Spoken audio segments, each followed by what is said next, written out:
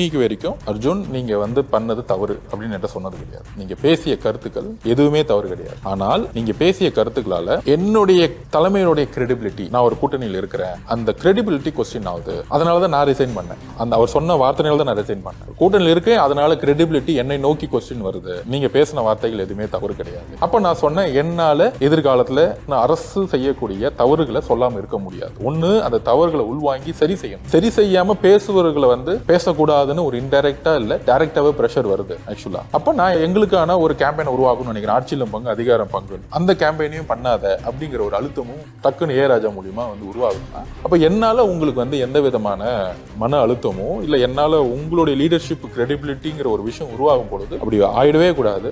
ஒண்ணுமே வேணான்னு நான் வந்து உங்களுடைய மாணவனா இருக்கிறேன்னு சொல்லிட்டு தான் நான் டிசைட் பண்ணேன்.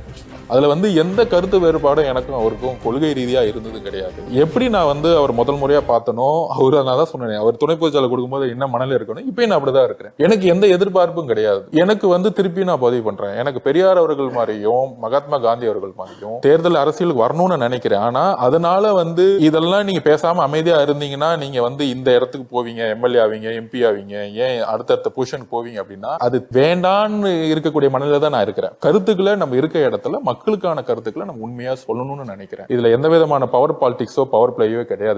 இதுல இன்னொரு விஷயம் என்னன்னா, விசிகால நீங்க இருக்கீங்க, பட் விசிகாக்கு அதாவது அவங்க எப்போதுமே விசிகாவினர் மேடையர்னா இவங்களை பத்தி எல்லாம் கண்டிப்பா பேச மாட்டாங்க. திரு மோடி அவர்கள் பத்தி நீங்க வந்து பேசினதா இருக்கட்டும், திரு மகாபெரிவாரை பத்தி நீங்க பேசினதா இருக்கட்டும். நான் வந்து பேசின 22 நிமிஷத்துல 7 சப்ஜெக்ட பேசிட்டேன். ஆன்மீகத்துல நல்ல ஆன்மீகவாதிகள் இருப்பாங்க, போலி சாமியார்கள் இருப்பாங்க. ஆன்மீகவாதிகள், நான் ஆன்மீகத்துக்கு அப்பாற்பட்டவன், அதை நான் ஆல்ரெடி டிக்ளேர் பண்றேன். நான் வந்து எந்த மதத்தையும் வந்து ஃபாலோ பண்றது கிடையாது, எந்த கடவுளையும் நான் ஃபாலோ பண்றது கிடையாது. அப்ப ஆன்மீகத்துல வந்து பட்டினத்தாரா இருக்கட்டும், விவேகானந்தர் ஆகட்டும், மகாபெரியவர் ஆகட்டும், இவங்க எல்லாருமே ஒரு ஆன்மீகத்தை ஃபாலோ பண்றாங்க. ஜாதி கட்டமைப்பை ஃபாலோ பண்ணியிருப்பாங்க. அந்த அரசியல் வேற.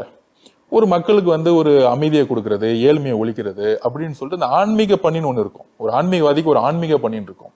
அந்த வேலையை அவங்க செஞ்சுட்டு இருக்காங்க. போலி சாமியார்னு ஒருத்தங்க இருப்பாங்க. இந்த ஆன்மீகத்தை வச்சு தியானம் கற்றுக் கொடுக்குறேன்னு 10,000 ரூபாய் பில் போடுறது, அதுக்கப்புறம் வந்து டான்ஸ் ஆடுறது, அதுக்கப்புறம் வந்து பெண்களை வந்து தவறெல்லாம் யூஸ் பண்றது, இது மாதிரி போலி சாமியார்கள் இருப்பாங்க. அதுதான் நான் சொன்னேன், இதுல எப்படி வந்து 2 டிஃபரன்சஸ் இருக்கோ, இன்றைக்கு தமிழகத்துல ஒரு திராவிட கருத்துங்கிறது எல்லோரும் சமன்னு சொல்லியாச்சு. அந்த சமன்னு சொல்லக்கூடிய கருத்தை உருவாக்குனது பெரியார் அவர்களும், அதுக்கான ஆட்சி முறையை உருவாக்குனது அண்ணா அவர்களும். நீங்க அவங்க 2 பேரும் வந்து எந்த இடத்துலயுமே ஒரு இடத்துல கூட குறை சொல்ல முடியாது. அவங்க மேல ஊழல் குற்றச்சாட்டுகளோ இல்ல அவர் வந்து இப்படிலாம் வந்து தொழில் பண்ணாங்க 2 பேரும் அப்படின்னு சொல்லவே முடியாது. அந்த கருத்துக்கள் படி சமுதாயத்துல ஒரு சட்டங்களை உருவாக்கணும்னு சொல்லிட்டு கடைசி வரைக்கும் போராடினாங்க.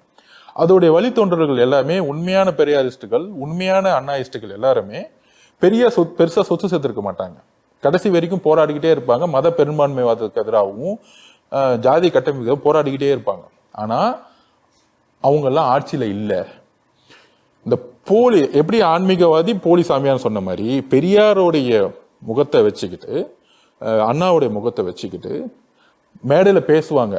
ஆனா அமைச்சராகி மெடிக்கல் காலேஜ், இன்ஜினியரிங் காலேஜ் கட்டிக்கிட்டு ஊழல் தவிர எதுவும் செஞ்சுட்டு இருக்க மாட்டாங்க. அந்த போலி பெரியாரிஸ்டுகளை நம்ம வந்து ஐடென்டிஃபை பண்ணணும் எதிர்காலத்துல.